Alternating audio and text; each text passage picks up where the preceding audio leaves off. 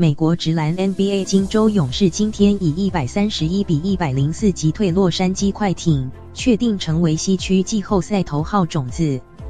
科瑞 Stephen Curry 攻下全场最高27分，杜兰特 Kevin Durant 一注16分，携手帮助勇士拿下5连胜。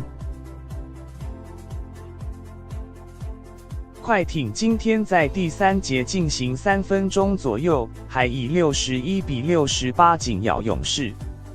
但勇士随即展现进攻火力，7名球员轮番上阵，在该节最后9分钟合力贡献36分。科瑞在第3节终了前砍进3分球，勇士以104-73大幅领先。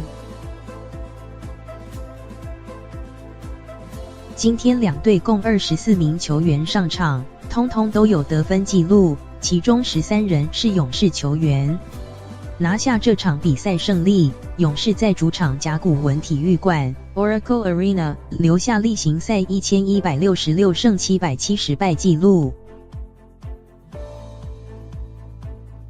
勇士本季结束后即将搬新家，夏季将从奥克兰搬到旧金山。今天是本季最后一次在主场的例行赛，他们穿上复古 We Believe 球衣出赛，彰显过去47年在这座场馆获得的荣耀。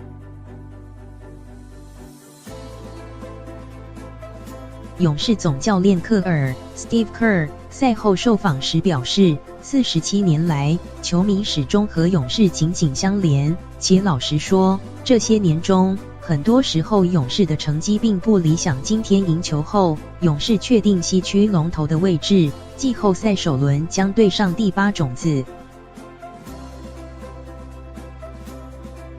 西区第8种子目前仍未定，圣安东尼奥马刺、快艇目前都是47胜34败，两队分居7、8名，暂居第6的奥克拉荷马雷霆仅以0.5场胜差领先。